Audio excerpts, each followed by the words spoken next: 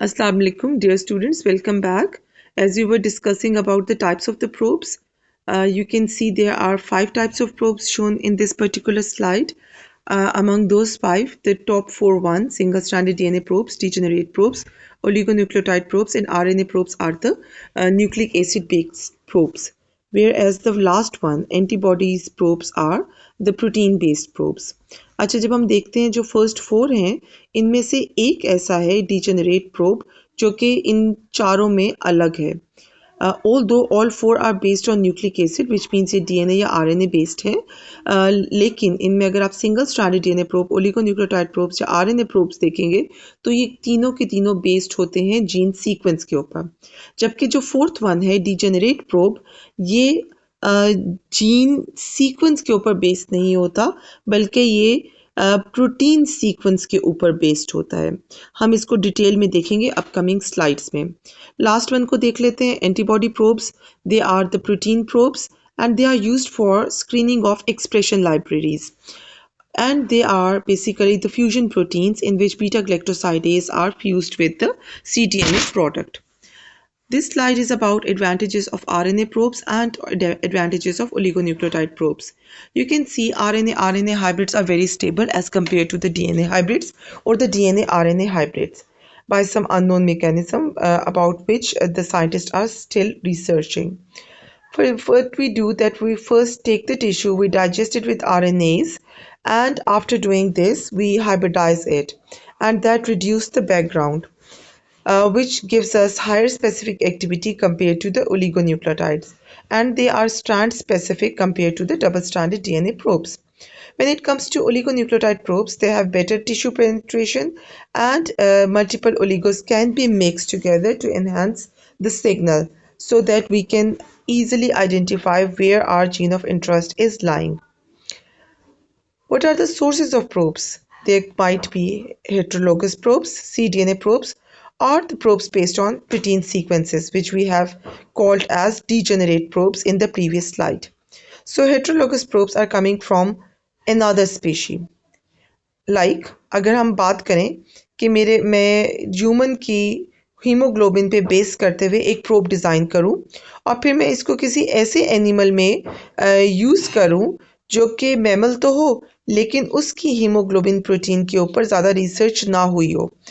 But because we know that hemoglobin gene is kind of conserved, इसका sequence similar ही होता है among different species of mammals, तो हम क्या कर सकते हैं, हम उसको यूज़ कर सकते हैं for identifying where the gene of hemoglobin lies, like on which chromosome, on which arm of the chromosome it lies on that animal.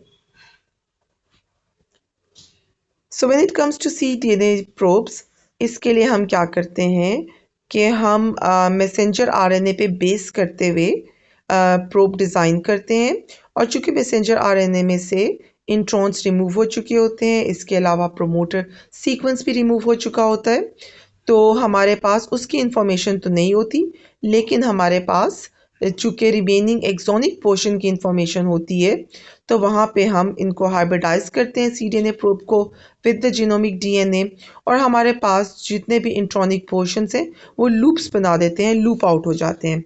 It will be something like this कि आपके पास ये एक प्रोब है और आपके पास ये जीनोमिक DNA है. ठीक है, अब इस प्रोब का कुछ पोर्शन बाइंड करेगा इधर, कुछ पोर्शन इधर बाइंड करेगा, कुछ पोर्शन नेक्स्ट पे बाइंड करेगा, तो हमारे पास कंप्लीट पिक्चर इस किस्म की आ जाएगी कि ये हमारे पास प्रोब है और प्रोब के साथ जो जीनोमिक DNA है वो इस तरह लूप आउट होकर हाइब्रिडाइज हुआ होगा. तो ये जो नंबर ऑफ लूप्स हैं ये बताएंगे ये हमारे इंट्रॉन्स हैं 1, 2 and 3.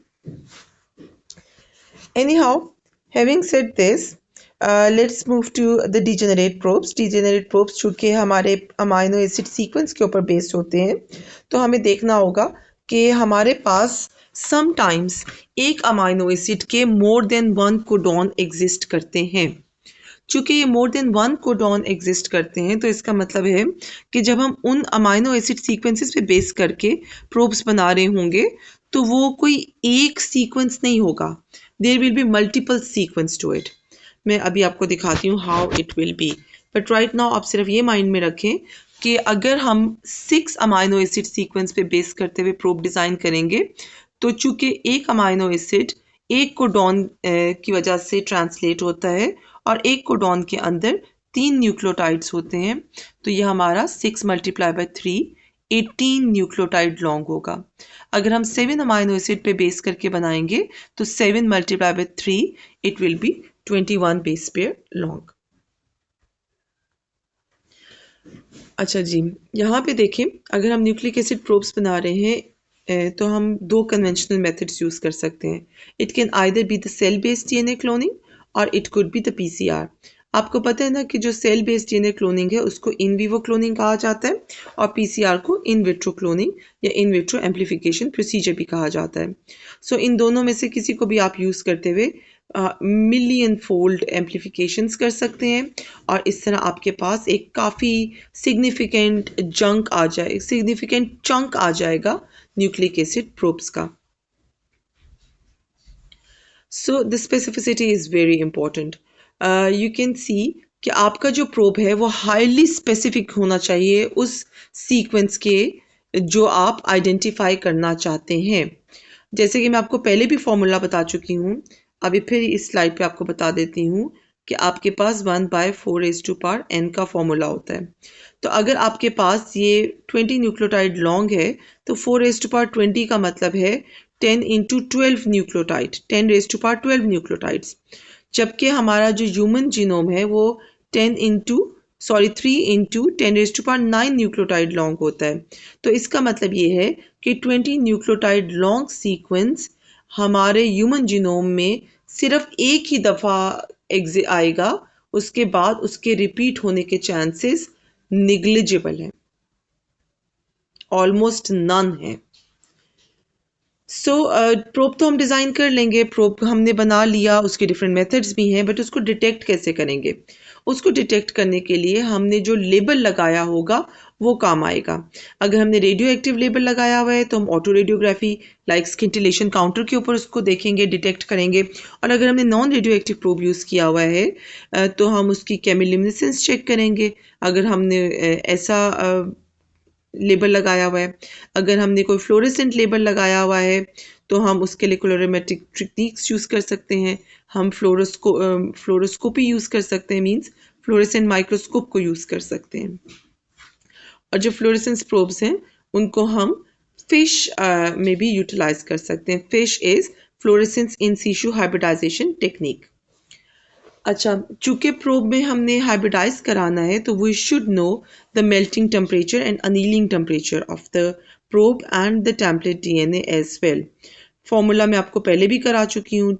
Tm is equal to 2 multiply by a plus T plus 4 multiply by g plus C, और ये आपका डिग्री सेंटीग्रेड में आता है।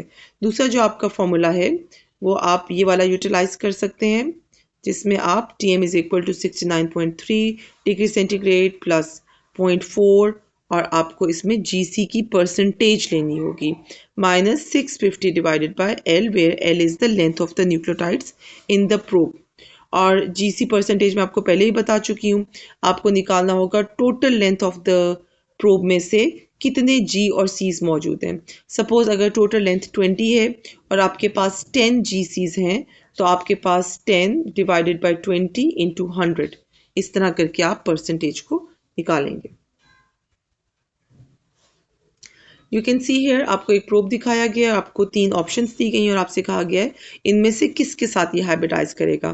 तो चूंकि इनकी डायरेक्शन जस्ट राइट गिवन है 5 प्राइम टू 3 प्राइम प्रोब के लिए और 3 prime to 5 prime target sequence के लिए, तो आप सिंपली देखेंगे कि ये कहाँ पर कॉम्प्लीमेंट्री हैं और आप उसमें बता दोगे। यहाँ पे इस पर्टिकुलर केस में इट इज़ द B1। लेकिन अगर आपको पेपर में क्वेश्चन आता है तो ज़रूरी नहीं है कि आपको target sequence 3 prime to 5 prime direction में ही गिवन हो। इट कुड बी कि आपको target sequence 5 prime to 3 prime direction में गिवन हो और प्रोब भी आपको 5 प्राइम टू 3 प्राइम में ही गिवन हो। तो उस केस में आप पहले टारगेट सीक्वेंस को उसके कॉम्प्लीमेंट्री सीक्वेंस लिखेंगे और उसके बाद उसको चेक करेंगे कि वो प्रोब के साथ बाइंड कर रहा है या नहीं कर रहा है। That will be the correct way of solving that question. अच्छा जी, अब हम आ जाते हैं डीजेनरेट के ऊपर। इसके लिए मैं चाहूँगी पहले आप ये फिगर देखें। इस फिगर में आपको नज़र आ रहा है कि एक प्रोटीन सीक्वेंस गिवन है जो कि स्टार्ट हो रहा है आपका फिनाइल एलानिन के साथ और आपके ग्लूटामीन पर एंड हो रहा है। हमें क्या करना होगा, हमें हर अमाइनो एसिड के जितने भी पॉसिबल कोडॉन्स हैं वो उसके नीचे लिख देने होंगे। जैसे कि फिनाइल एलानिन के नीचे आपको 2 कोडॉन नज़र आ रहे हैं, TTT और TTC। तो ये 2 कोडॉन फिनाइल एलानिन के पॉसिबल हैं, तो हमने इसके नीचे लिख दिए। ल्यूसीन के 6 कोडॉन पॉसिबल होते हैं और इसीलिए हम इसको डीजेनरेट कोडॉन कहते हैं। तो इस 6 डिजेनरेसी की प्रेजेंस की वजह से हम इन 6 कोडॉन्स को हमने ल्यूसीन के नीचे लिख दिया। सिस्टीन के 2 होते हैं, आइसोल्यूसिन के 3 होते हैं, टायरोसिन के 2 होते हैं, मिथायोनिन या मिथियोनिन जो भी आप इसे कहना चाहें इसके 1 होते हैं, हिस्टिडीन के 2 होते हैं, ग्लूटामिन के 2 होते हैं, एस्पार्टेट के 2 होते हैं, सीरीन के 6 होते हैं, अगेन ल्यूसीन के 6 होते हैं। तो ये सारे के सारे आपने उनके नीचे लिख दिए।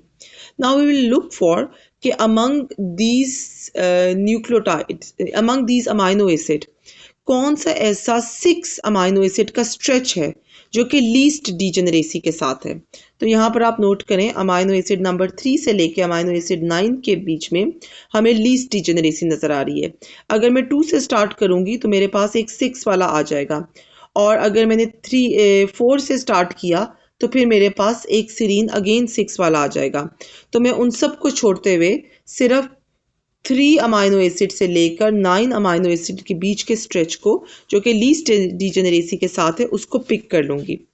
After picking it, I will write it down in the bottom. As you can see here, cysteine, isoleucine, tyrosine, methionine, histidine and glutamine. ये मैंने यहाँ पे लिख दिया। और अब कितने इसके possible probes होंगे? We will multiply the number of codon. यहाँ पर आप देखें, नज़र आ रहा है आपको 2 multiplied by 3, जैसे कि यहाँ पे था 2 multiplied by 3 multiplied by 2 multiplied by 1 multiplied by 2 multiplied by 2 and that will give us 48. इसका मतलब ये हुआ कि इस स्ट्रेच ऑफ अमाइनो एसिड के लिए मुझे 48 प्रोब सिंथेसाइज करने होंगे, और उन 48 प्रोब्स में से कोई एक प्रोब ऐसा होगा जो कि 100% मैच होगा मेरी जीन के साथ। ठीक है, the gene which I am looking for using these degenerate probes. इसकी अगेन एक्सप्लेनेशन के लिए मैंने आपको ये सेकंड स्लाइड भी यहाँ पर ऐड करके दी है। अगेन यहाँ पे आप देख सकते हो, आपको एक अमाइनो एसिड का स्ट्रेच नज़र आ रहा है, और उस अमाइनो एसिड स्ट्रेच में हमें लीस्ट डिजेनरेसी वाले 2 पोर्शंस नज़र आ रहे हैं। ये आपको नज़र आ रहे हैं 2।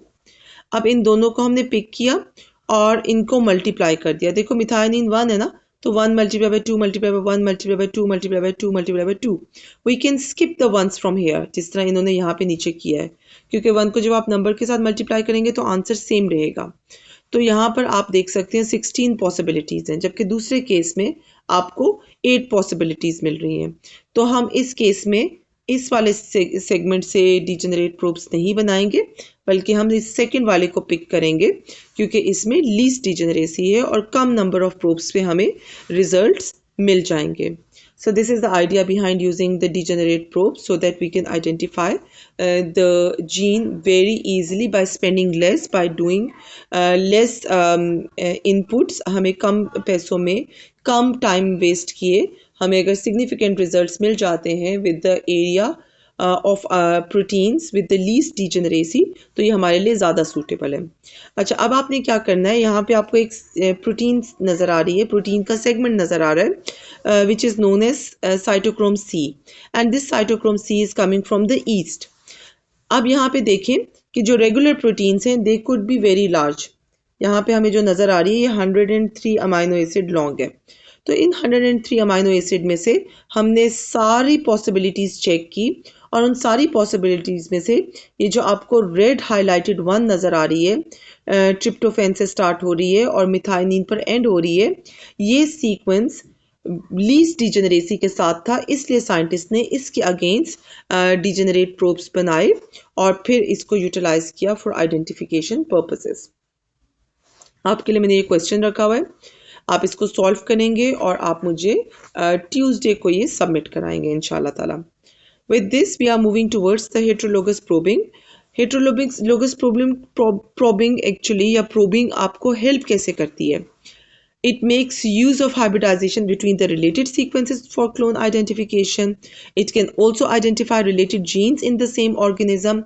और देखें कैसे, आपके पास दो रिलेटेड डीएनए स्ट्रैंड्स हैं, जैसे कि मैंने आपको पहले बता रही थी कि हीमोग्लोबिन प्रोटीन आप चेक करना चाह रहे हैं दो मैमल्स के बीच में, तो यकीनन इसके बीच में काफ़ी ज़्यादा कंजर्व्ड सीक्वेंसेस मौजूद होंगे। कंजर्व्ड सीक्वेंसेस जो होंगे वो आपको इस तरह कॉम्प्लीमेंटैरिटी देंगे, ये जो आपको नज़र आ रही है, जहाँ जहाँ आपको हाइड्रोजन बॉन्डिंग नज़र आ रही है, जिस जगह पर आपको बबल्स नज़र आ रहे हैं, ये वो रीजन्स होंगे जहाँ पर कॉम्प्लीमेंटैरिटी एग्जिस्ट नहीं करती और सीक्वेंस कंजर्व्ड नहीं है। Nevertheless, still these heterologous probes are good enough to make you identify the similarly sequenced DNA। ठीक हो गया। फिर हमारे पास देखें, बॉटम में भी आप देख सकते हो, आपके पास एक न्यूरोस्पोरा की जीन लाइब्रेरी है और आप आइडेंटिफाई करना चाहते हैं कि साइटोक्रोम सी जीन इसमें कहाँ मौजूद है। तो चूंकि जो साइटोक्रोम सी जीन भी ऑलमोस्ट सिमिलर होती है अमंग स्पीशीज, तो हमने ईस्ट वाले से इसको ले लिया और ये लेबल्ड प्रोब था हमारे पास। हमने इस लाइब्रेरी को स्क्रीन किया और एक पर्टिकुलर सेगमेंट में एक पर्टिकुलर हमारे पास जो बुक थी लाइब्रेरी की, जैसे कि मैंने आपको बताया था, हम उन बैक्टीरियल सेल्स को बुक्स कंसिडर करते हैं। हम उनके छोटे छोटे सेगमेंट बना लेते हैं डीएनए के। लेट से हमारे पास क्रोमोसोम मौजूद है एक कंप्लीट, हमने उसके छोटे सीक्वेंस बना लिए, फिर उन सीक्वेंस को हम वेक्टर के साथ लाइगेट करते हैं, उन वेक्टर्स को हम इनकॉर्पोरेट करा देते हैं इनटू द होस्ट सेल, और फिर हर सेल को हम एज बुक के तौर पे कंसिडर करते हैं। And the collection of all the books of for though that chromosome will be considered as library for that particular chromosome or the organism। तो आप देखें इस पूरी लाइब्रेरी में से, जो हमारी न्यूरोस्पोरा की लाइब्रेरी थी, इसमें से सिर्फ एक कॉलोनी ऐसी है जिसमें साइटोक्रोम सी की जीन के साथ हमारा labelled yeast cytochrome C probe hybridise कर गया है। तो इस तरह हमने बहुत आसानी से इसको आइडेंटिफाई कर लिया using the heterologous probing. As you can see here, हम इसको यूज़ कर सकते हैं। यहाँ पे ग्लाइडिन जीन है जो कि हम वीट में आइडेंटिफाई करने जा रहे हैं।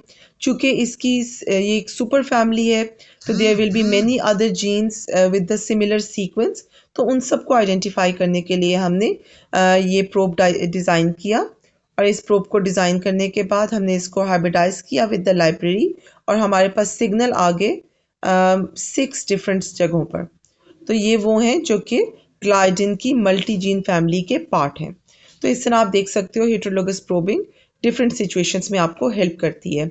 इन the last I want you to see कि आपकी इम्यूनोलॉजिकल स्क्रीनिंग में कैसे एंटीबॉडी प्रोब्स हेल्प करते हैं। आप देखें, आपने एंटीबॉडीज़ ली और आपने उन एंटीबॉडीज़ को यूज़ किया फॉर आइडेंटिफाइंग कि ये किन पर्टिकुलर प्रोटीन्स या एंटीजेंस के साथ बाइंड करती हैं। देखिए, आपने जब एंटीबॉडी बनानी होती है तो उसके लिए आप कोई भी होस्ट ऑर्गेनिज्म लेते हैं। यहाँ पे आपको एक रैबिट दिखाया गया है। इस रैबिट को आप इंजेक्ट करेंगे विद द फॉरेन मटेरियल जिसके अगेंस्ट आप एंटीबॉडी रेज करना चाह रहे हैं।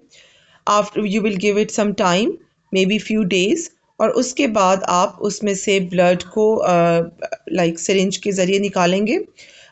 In this particular case 10 ml of blood लिया गया है और इस ब्लड में से फिर आपको एंटीबॉडी को प्यूरिफाई करना होता है। ठीक हो गया। With this we are done with the probes. इंशाल्लाह ताला अब इसकी जो मैं नेक्स्ट आपको रिकॉर्डेड भिजवाऊंगी टॉक, वो होगी हाइब्रिडाइजेशन से रिलेटेड। ठीक है। With this we are done. Thank you.